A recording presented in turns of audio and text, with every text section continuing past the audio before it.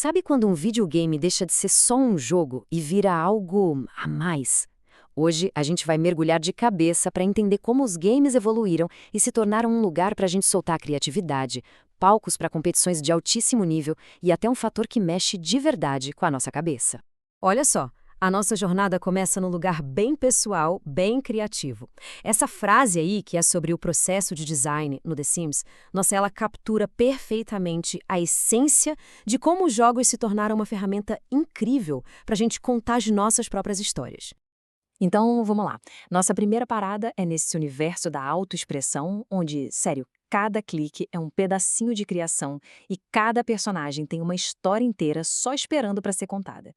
Para pra pensar um pouco. Quando se escolhe uma roupa, sei lá, de um brechó virtual, a gente não tá só vestindo um boneco. A gente começa a se perguntar, peraí, de onde essa pessoa veio? Ou como seria a casa dela? Cada detalhe, por mais diferente que seja, vai construindo a história, sabe? E transforma um monte de pixels em alguém com uma identidade de verdade. Beleza. Agora a gente sai um pouco de dentro da tela para explorar uma coisa bem impressionante. O impacto que os jogos têm na nossa mente, mesmo horas depois que o controle já foi largado no sofá. Olha esse número, 63%. Sabe o que é isso? Lá em 2000, um estudo clássico da Harvard Medical School descobriu que 63% da galera que passou horas jogando Tetris simplesmente continuava vendo as pecinhas caindo na cabeça. Sabe, na hora de dormir, lá estavam elas. É uma marca que fica de verdade.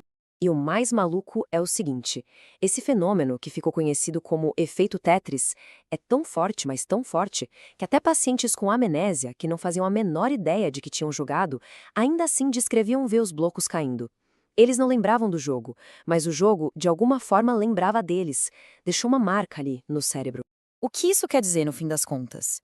Que os games não são só diversão, né? Eles meio que se misturam com o nosso jeito de pensar e literalmente mudam a forma como a gente enxerga as coisas e até com o que a gente sonha. Então, se o efeito Tetris é sobre como os jogos mexem com a gente por dentro, agora a gente vai para o outro lado da moeda, o mundo dos esportes profissionais. Um mundo de competição de elite, com adrenalina lá no alto e onde tudo está em jogo. Pega uma corrida de Gran Turismo, daquelas de nível profissional. Achar que é só acelerar? Que nada. É tipo um xadrez a 300 quilômetros por hora. Qual pneu escolher, qual a hora certa de parar no box, como economizar combustível, cada coisinha dessas é uma decisão estratégica que separa quem ganha de quem perde. E o legal disso tudo é ver a variedade de talentos que existe nos esportes. De um lado, tem o piloto de corrida virtual, com aquela cabeça de estrategista, pensando a longo prazo. E do outro, o jogador de luta, com reflexos que parecem de outro mundo e uma precisão absurda. São dois universos totalmente diferentes, mas os dois exigem um nível de domínio impressionante.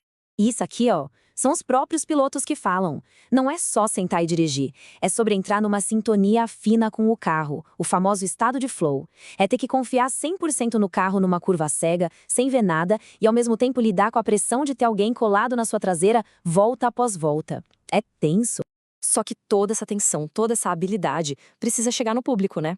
E é aí que entram eles, os narradores. A competição simplesmente não seria a mesma sem as vozes que contam cada pedacinho da história, da glória à derrota. Dá pra sentir a energia pura nessa narração, né? Não é só um carro ultrapassando o outro.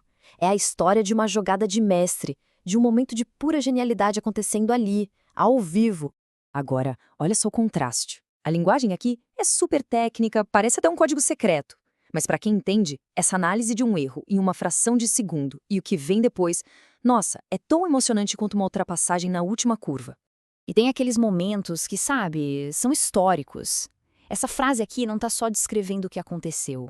Ela dá o peso daquele momento. Mostra a dimensão do que está rolando ali na pista. E aqui, bom, aqui é pura emoção. É o drama humano do esporte. É o peso daquela chance perdida numa partida de FIFA valendo tudo, sabe? Aquele quase que dói na alma. E para fechar, essa frase que resume tudo perfeitamente. É a imagem de um atleta no seu limite, totalmente focado, determinado, indo além do que parecia possível. Ok, então vamos respirar fundo e juntar todas essas peças. Esses mundos que parecem tão diferentes, o de quem cria, o de quem joga e sente o jogo na mente, e o de quem compete em altíssimo nível. A gente começou lá no cantinho da criação, num jogo como The Sims, depois viu como jogos podem literalmente invadir os nossos sonhos, E chegamos até as arenas gigantes, com atletas profissionais e milhões de pessoas assistindo ao vivo.